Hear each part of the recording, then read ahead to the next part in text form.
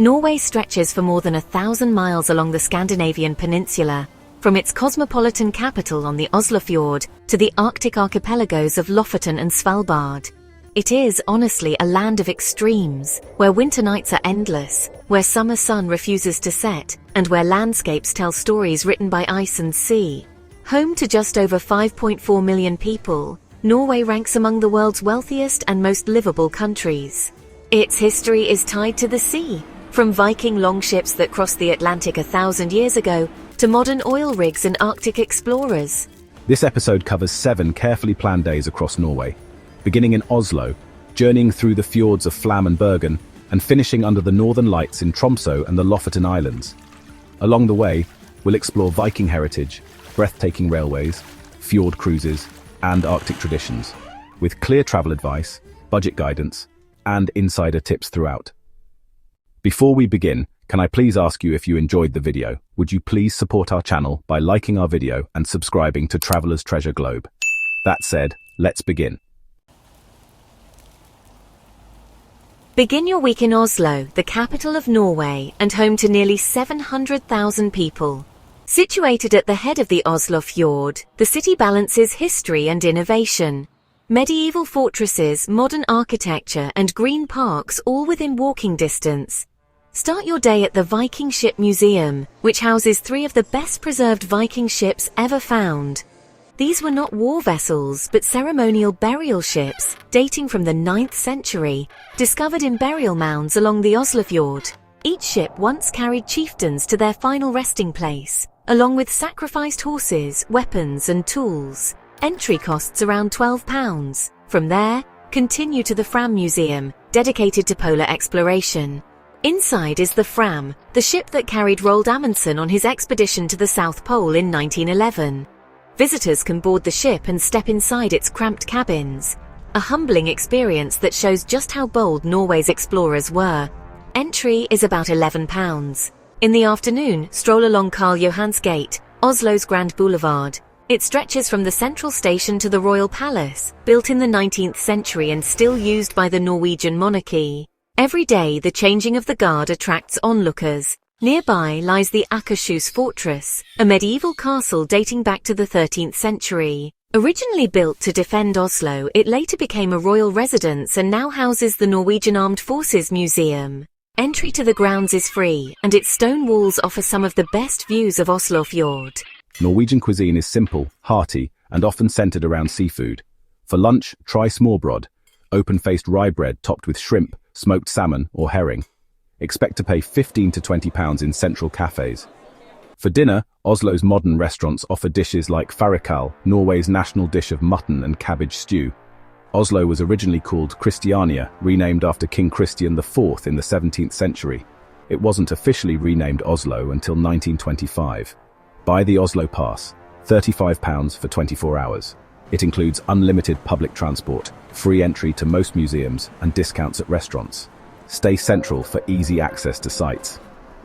Hotels near Karl Johans Gate range from £90 to £130 per night, while hostels start at £30 to £40 for a dorm bed. Grünerløkka offers stylish budget guest houses and apartments around £70 per night. On your second day in Oslo, focus on the city's artistic and cultural heart. Begin at Vigeland Park, part of Frogner Park, where more than 200 sculptures in bronze and granite portray human life from birth to death. Gustav Vigeland, the artist behind them, worked on this project for 2 decades. Entry is free, and the park is open year-round. From there, head to the Nobel Peace Center, housed in a former railway station. It celebrates Nobel Peace Prize laureates and their contributions to peace and human rights. Entry is about £10, and exhibits range from interactive displays to temporary global issues showcases. For a break, stroll down to the harbour and take a fjord cruise. 2-hour tours cost around £30 to £35 and pass Oslo's surrounding islands, summer cabins and wooded shores. This offers a preview of Norway's larger fjords to come. In the evening, wander through Grünerløkka, a bohemian district with art galleries, vintage shops and craft beer bars. It's one of Oslo's liveliest neighborhoods, especially in summer. Sample raspaboller, potato dumplings served with salted lamb, bacon or sausages. At local cafes, lunch costs £12 to £15. For dessert, try crumb cake, thin, rolled cookies often filled with whipped cream. Every December, Norway sends a giant Christmas tree to London's Trafalgar Square. A tradition since 1947 as a thank you for British support during World War II. If you plan to visit multiple museums, start early, many close by 5 p.m, and weekends are especially busy. Aker Brygge, Oslo's harbour district, has modern hotels from £100 to £140 per night. For budget travellers, Airbnb apartments in Grünerløkka often cost £60 to £80 per night. Leave Oslo behind and head west toward Fram, a village nestled deep in fjord country. Getting here is an adventure in itself.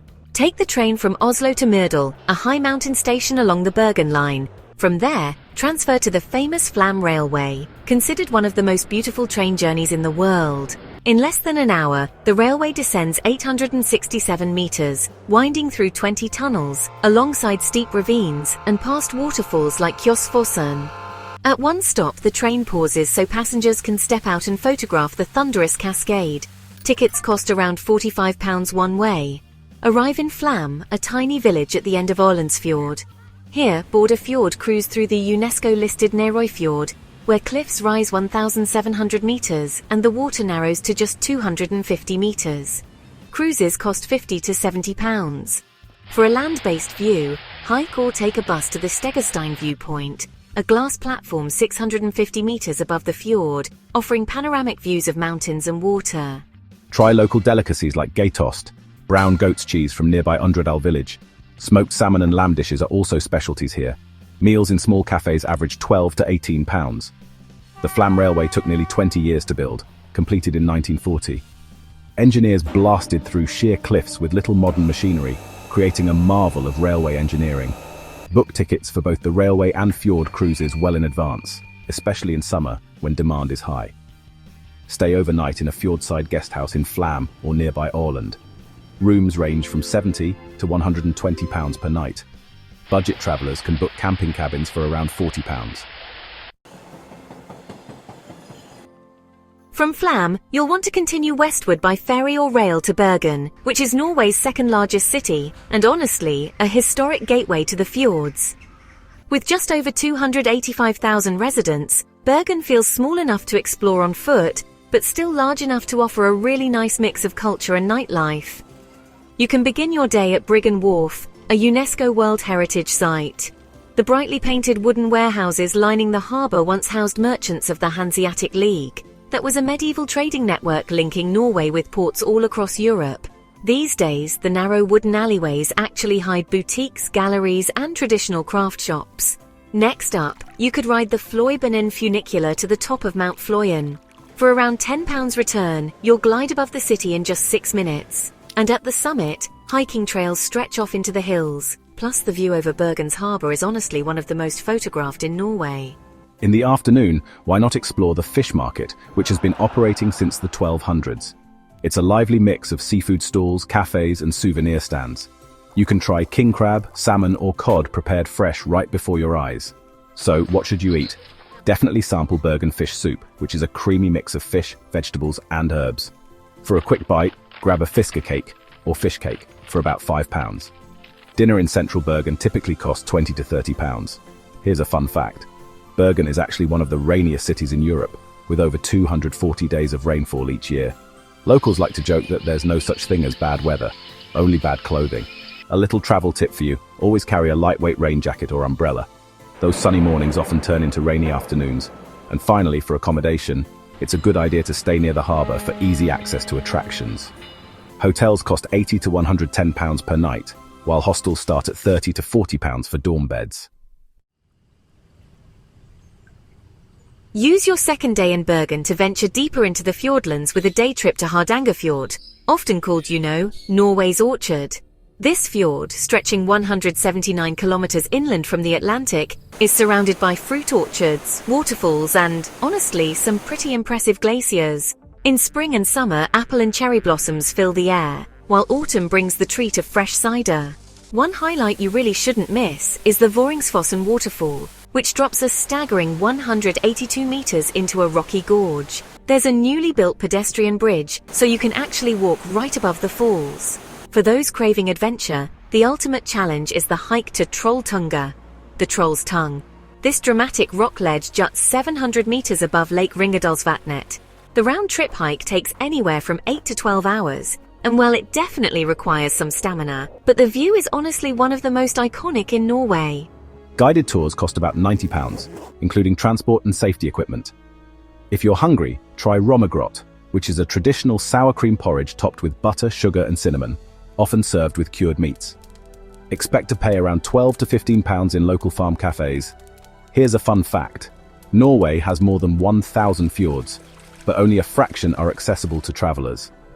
Hardangerfjord is the second longest in the country, stretching 111 miles inland. And a quick travel tip. If you're hiking Trolltunga, start before 8 AM to make sure you return before nightfall. Pack plenty of water, layered clothing, and some sturdy hiking boots. The weather can change rapidly, even in summer. If you're not heading back to Bergen, consider staying in Odda, the closest town to Trolltunga. Hotels and guest houses there cost between £60 and £90 per night.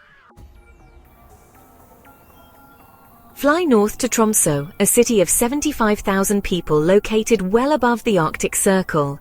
Known as the Paris of the North, Tromsø has long been a hub for polar explorers, scientists and adventurers. Start your day at the striking Arctic Cathedral, built in 1965. Its triangular design kind of resembles an iceberg, and stained glass windows fill the interior with colourful light. Entry costs around £5. Next, visit the Polar Museum, which tells the stories of Norwegian explorers like Roald Amundsen and Fridtjof Nansen, whose expeditions really defined an era of Arctic discovery. Tickets cost about £8. In the afternoon, join an Arctic activity: dog sledding, snowmobiling or reindeer sled rides led by Sami guides. Tours cost between £100 and £150, but honestly, the experience is unforgettable. In summer, you can swap sleds for kayaking and hiking in the endless daylight. If you're feeling peckish, try Arctic char, a local fish similar to salmon, grilled or smoked. Reindeer stew, served with lingonberry sauce, is another specialty. Expect to pay about £25 to £35 for dinner. A fun fact, Tromsø is one of the world's best locations to see the northern lights. From September to March, the aurora borealis regularly dances across the skies. Travel tip book, a guided northern lights tour. Guides use weather data to find clear skies, so you've got a much higher chance of sightings than if you just stay in the city. For accommodation, hotels in Tromsø range from £90 to £120 per night. Guest houses and Airbnbs start at £50, and if you're feeling adventurous, some operators even offer overnight stays in glass-roofed cabins designed for aurora viewing. End your week in the Lofoten Islands, an archipelago north of the Arctic Circle that, honestly, feels like another world. Here, jagged granite peaks rise straight from the sea villages of red fishermen's cabins dot sheltered bays, and the light changes constantly. Golden at midnight in summer, and a deep blue in winter. Stay in a Rorbuer cabin, which are traditional wooden huts once used by fishermen. Explore Reindeer and Henningsvær, two of the most picturesque villages in Norway. For a bit of adventure, hike the Reinebringen trail. It's steep, with 1,500 stone steps built by Sherpa workers from Nepal, but the reward is a panoramic view of fjords and islands. In summer, you can rent a kayak and paddle through glassy fjords, spotting seabirds and, if you're lucky, maybe even sea eagles. In winter, chase the aurora from snow-dusted beaches. Food-wise, Lofoten is the centre of Norway's stockfish trade. That's air-dried cod hung on wooden racks for centuries. Try it rehydrated in stews, or tasted at a local restaurant. Here's a fun fact. Thanks to the Gulf Stream, the Lofoten Islands, though north of the Arctic Circle, have a milder climate than you'd expect. Winters here are actually warmer than in New York at the same latitude. Travel tip: rent a car to explore. Distances between villages can be pretty long, and public transport is infrequent. For accommodation, Rorbuer cabins cost £80 to £120 per night. Hostels in Svolvær start at £30 to £40 for budget travellers. Norway is a land shaped by extremes. From the ships of the Vikings to the explorers of the poles, from fjords carved by glaciers to mountains rising from the Arctic seas, Every journey here feels like an adventure at the edge of the world. In just 1 week, you've crossed the country's most iconic landscapes, from Oslo's culture and history to the fjords of Fram and Bergen, and into the Arctic light of Tromsø and the Lofoten Islands. Norway is not just a destination, it is an experience that stays with you long after you leave. If this guide helped shape your itinerary, let us know which moment stole your heart. And don't forget to like, comment, and subscribe to Traveler's Treasure Globe for more cinematic guides across the world, 1 week, 1 country at a time.